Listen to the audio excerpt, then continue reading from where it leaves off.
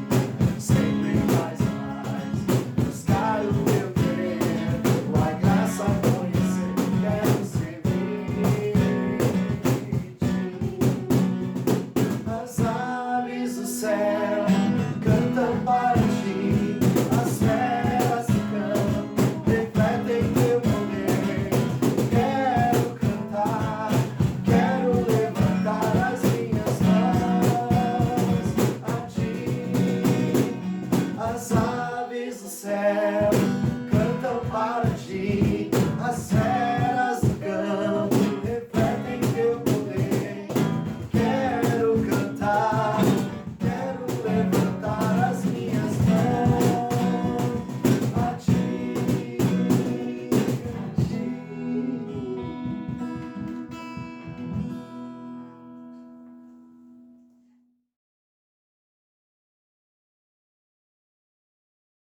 Olá, que bom estar aqui novamente e compartilhar com vocês um pouco mais da palavra de Deus. E dizer para vocês que Jesus é a razão do meu viver. E por isso eu estou aqui nessa noite para falar com vocês. Por isso eu estou aqui nessa noite para trazer essa palavra para vocês. Espero que você possa aí agora sentar-se, se acalmar, para que você possa ouvir o que o Senhor tem para falar para você nesta noite. E no final, você vai pensar, o que Deus falou comigo nessa noite? O que eu aprendi hoje? Combinado? Muito bem. No nosso último encontro, nós aprendemos que Jesus é Deus, lembra? Na semana passada? Ele é o Deus encarnado e ao mesmo tempo ele é homem. E um dia ele vai voltar para buscar todos aqueles que creem no seu nome. Isso é o que nós aprendemos na semana passada. Lembra disso? Bom, nós aprendemos que Jesus é uma das pessoas da Trindade, não é isso? Por isso, eu trouxe aqui, ó, o nosso pote da Trindade. Olha só. E eu falei para vocês que Jesus é uma das pessoas da Trindade e eles estão juntos, Deus Pai, Deus Filho e Deus Espírito Santo. E eles estão juntos, mas ao mesmo tempo eles não se misturam, mas eles estão unidos num só. Hoje iremos conversar um pouco mais sobre a pessoa do Senhor Jesus Cristo, o Deus da Bíblia. A maioria das pessoas acreditam que Deus existe, não é verdade? Acho que quase todas as pessoas. E segundo o pregador Marcos Salles, eles acreditam que Deus é um Deus bonzinho, que ele tolera tudo, ele ama tanto, por isso ele entende as pessoas e todos querem esse Deus. Mas o Deus bonzinho não é o Deus da Bíblia. Logo você vai saber por quê. No livro de Gálatas, o livro da Bíblia, no capítulo 4, versículo 16, o apóstolo Paulo, ele escreve essa carta para os Gálatas e ele faz a seguinte pergunta para eles. Será que agora, por ter dito a verdade, eu me tornei inimigo de vocês? Pois bem, aquelas pessoas que eram amigas de Paulo, ele estava ensinando a eles sobre a Bíblia, estavam fazendo coisas que não estavam de acordo com a palavra de Deus. Sabe quando as pessoas sabem o que está escrito na palavra, mas elas não fazem o que está escrito na palavra? Pois é. E o apóstolo Paulo mostrou para eles o que eles estavam fazendo de errado. Então, eles não gostaram do que Paulo falou para eles, não gostaram de ouvir a verdade e ficaram muito bravos com o apóstolo Paulo. Às vezes, nós também ficamos com raiva dos nossos pais, dos professores, dos nossos avós e até mesmo dos nossos amigos. Nós ficamos bravos quando alguém nos corrige ou fala que o que nós estamos fazendo está errado. Não é verdade isso? Pois bem, quando alguém nos ama tanto e nos vê fazendo uma coisa errada, essa pessoa, ela não pode deixar de nos corrigir para nos ajudar. É para isso que as pessoas falam a verdade e às vezes elas orientam a gente a fazer alguma coisa do jeito certo, porque elas amam a gente, não é verdade? E Paulo amava aquelas pessoas e ele queria que eles fizessem o que era certo. hoje em dia, será que as pessoas fazem como faziam as pessoas na época do apóstolo Paulo? Sim, hoje em dia, muitas pessoas vivem no pecado. Elas não gostam de obedecer o que a palavra de Deus diz. Elas sabem, muitos até sabem o que está escrito na palavra de Deus, sabem que estão erradas, mas mesmo assim, elas continuam fazendo aquilo que não agrada a Deus. E muitas dessas pessoas, elas são contrárias até mesmo à palavra de Deus. Elas dizem que não é bem isso que a Bíblia está dizendo. E elas pegam só aqueles versículos que ajudam elas a fazer o que está errado. Elas acham que Deus é tão bonzinho que ele entende o que ela está fazendo de errado. E eles dizem assim: eu tenho certeza que Deus me ama do jeito que eu sou. Tudo vai ficar bem. Deus me criou para ser feliz. E muitos líderes, pastores, professores, ensinam também essas coisas erradas para as pessoas.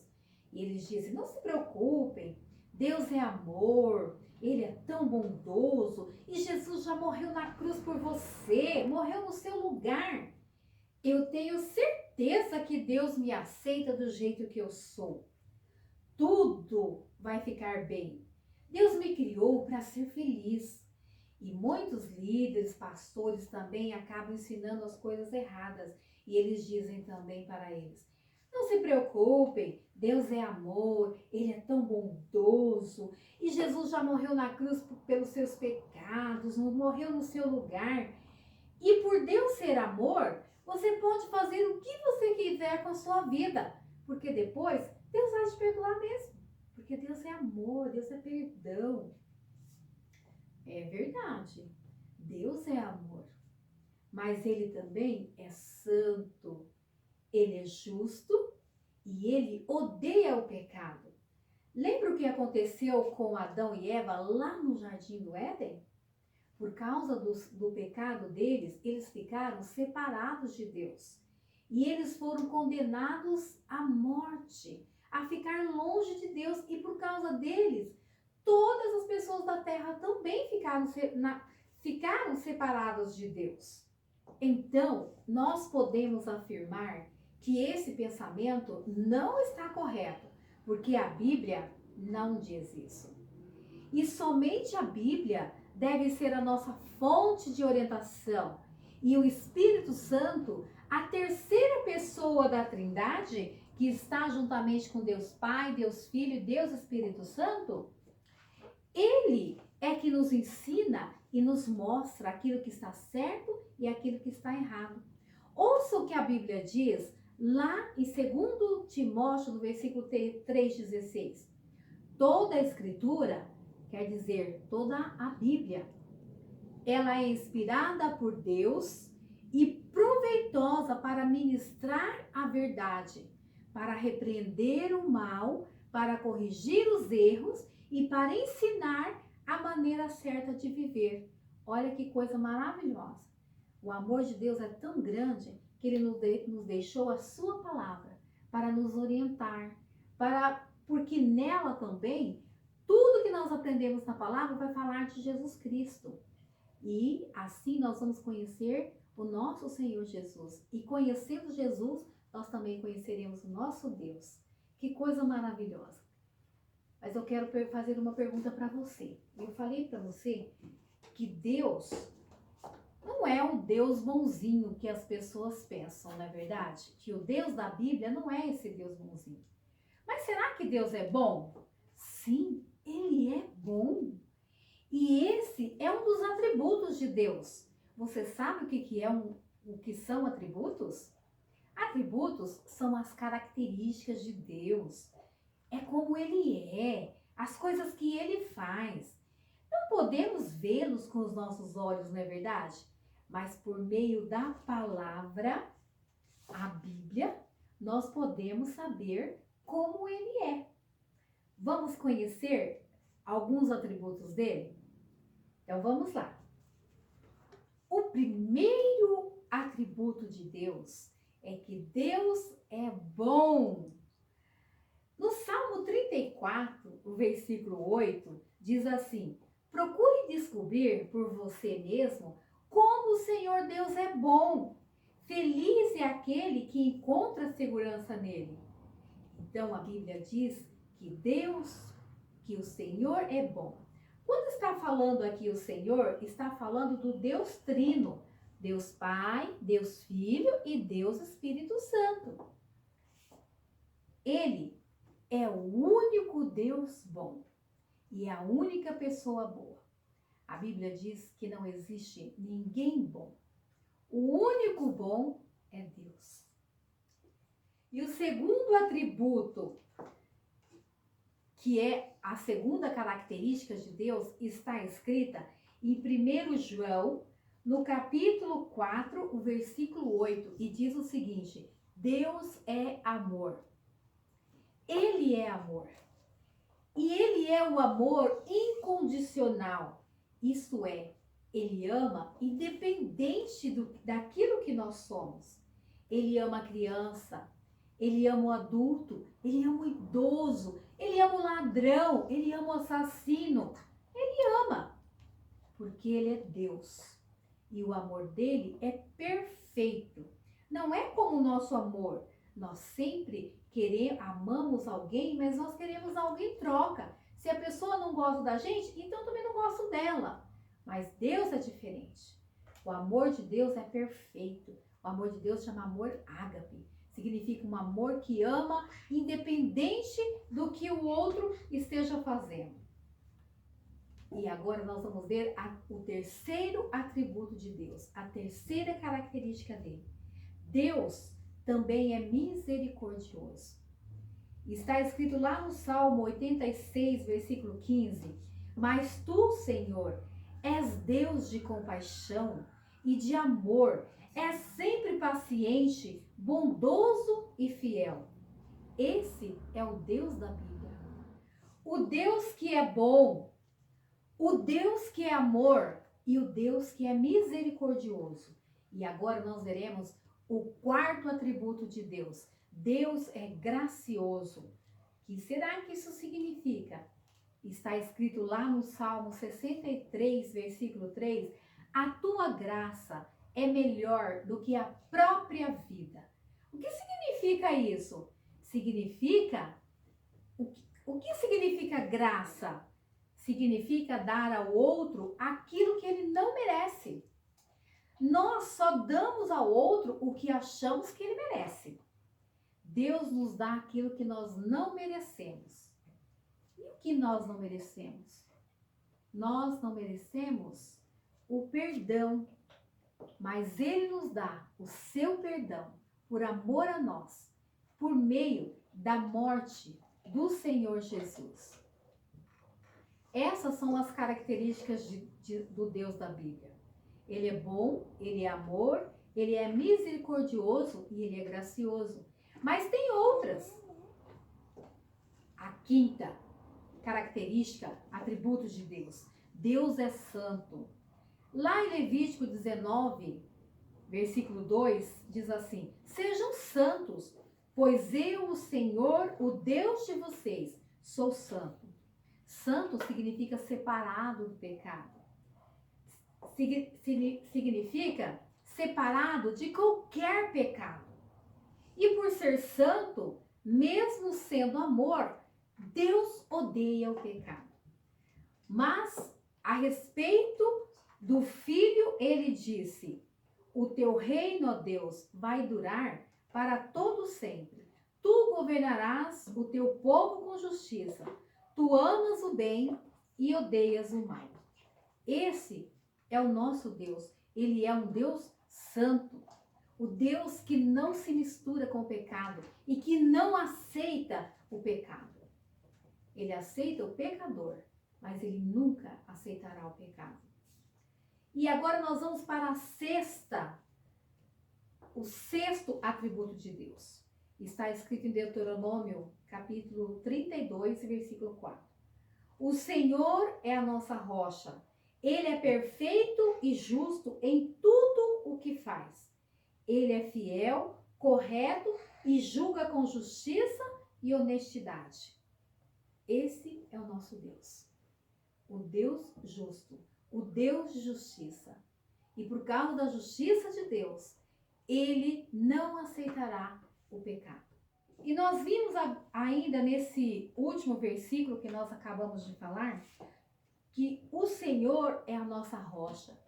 Isso significa que Deus é como uma rocha, que não muda. Você imagine uma rocha, uma montanha que cheia de rocha, que rochas são grandes pedras. E o vento vem e bate nas pedras. E vem as águas e batem nas pedras. E vem as chuvas, os raios, trovões batem nas rochas. Mas as rochas nem se mexem. Assim é o nosso Deus. Ele é o mesmo. Esse é o nosso Deus. De eternidade em eternidade, ele é Deus. E como disse para vocês, ele sempre será Deus. Ele era, ele é e ele sempre será Deus. Ele é o mesmo do Jardim do Éden. E ele não negocia com o pecado. Ele não negocia com os nossos pecados. E ele sabe que nós precisamos de alguém para nos salvar, porque por nós mesmos também nós não podemos salvar.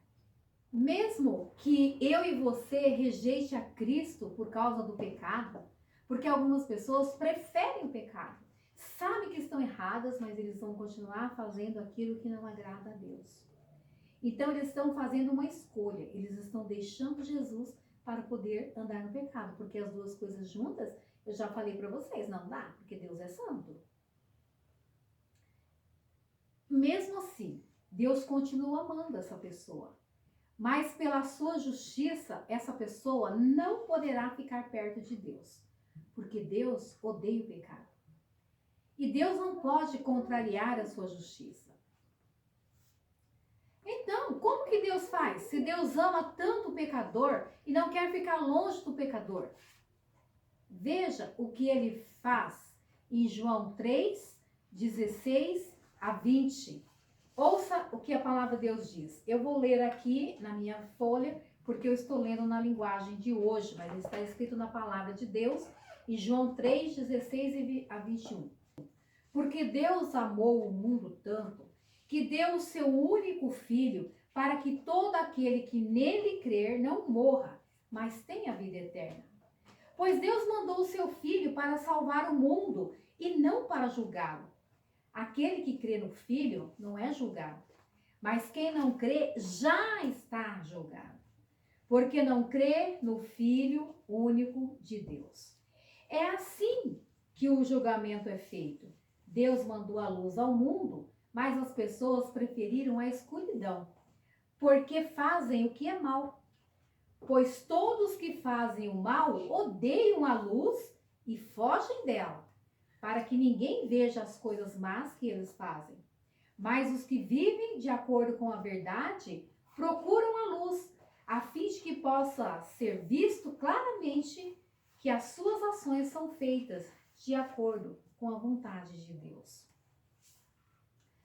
Por meio desse texto, nós podemos compreender 3 coisas importantes. Primeiro, por meio dessa palavra, nós percebemos que Deus é amor, por isso ele amou tanto o mundo. E Deus é misericordioso, por isso ele deu o seu filho para tomar o nosso lugar. E terceiro, Deus é bom para não nos condenar.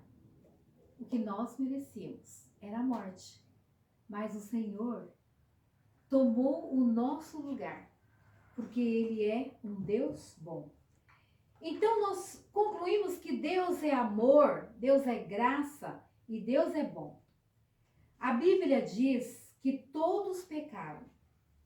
E Deus odeia o pecado, mas ele ama o pecador, como eu disse a vocês. Sim, e ele nos ama como somos, mas ele se nega a nos deixar do mesmo jeito. Ele não quer que continuemos no pecado. Quando Jesus fazia o milagre, ele curava alguém, fazia o milagre por alguém, sabe qual era a palavra que ele dizia depois? Vá e não peques mais. Sabe por quê? Porque Deus não quer que nós continuemos do jeito que nós estamos. Ele quer que nós tenhamos um relacionamento com Ele. E o pecado nos afasta dele.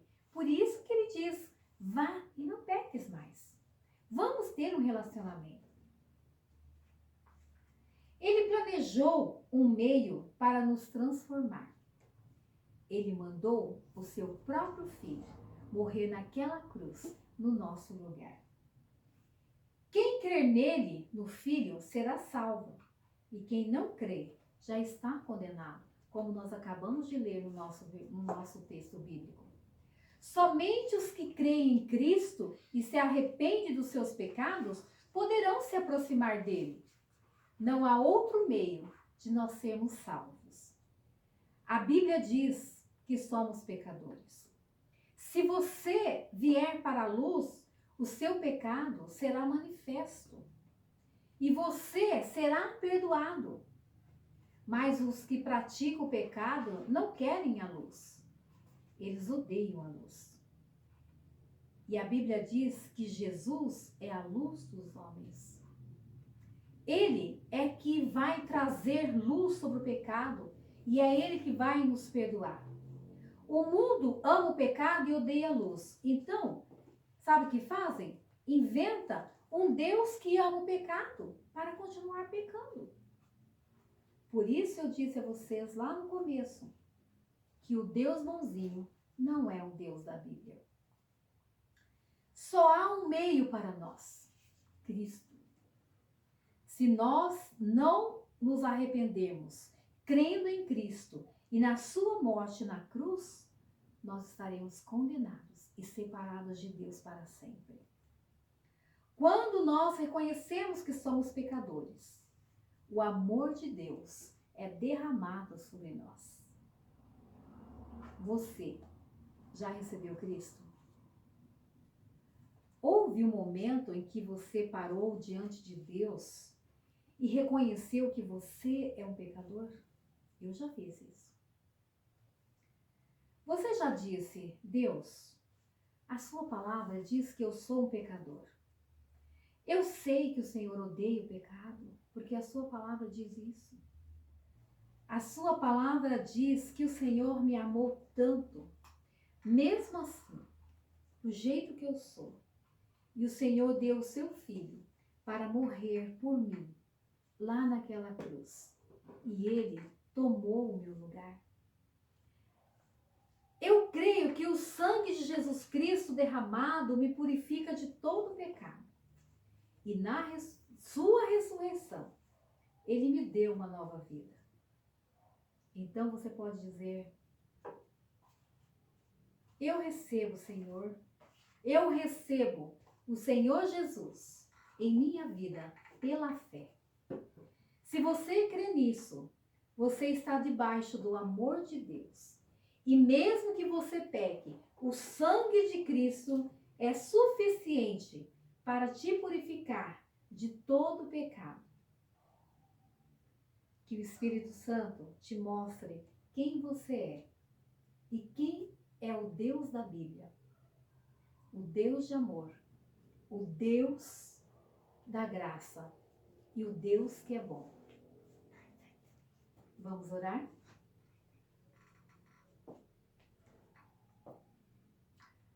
Pai, diante de Ti, Senhor, nós nos colocamos nesta noite, agradecidos, Pai, pelo Teu grande amor. Agradecidos, Pai, por Jesus ter tomado o nosso lugar. Agradecidos, ó Deus, pelo Teu grande cuidado. Sabendo, Senhor, reconhecendo, Senhor, que nós não merecíamos, mas o Senhor nos amou do jeito que nós éramos e nos deu uma nova vida em Cristo Jesus. Senhor, nós sabemos que isto é um milagre. Nós sabemos que isso só acontece pelo poder das suas palavras e como o Senhor criou o mundo e todo o universo. O Senhor também, por meio da sua palavra, por meio do sangue de Jesus, o Senhor nos fez seus filhos. E agora, Deus, nós queremos te dizer, muito obrigada, Pai. Obrigada por enviar seu Filho. E continue falando aos nossos corações. Guarda-nos no restante desta noite e nessa semana. Em nome de Jesus. Amém.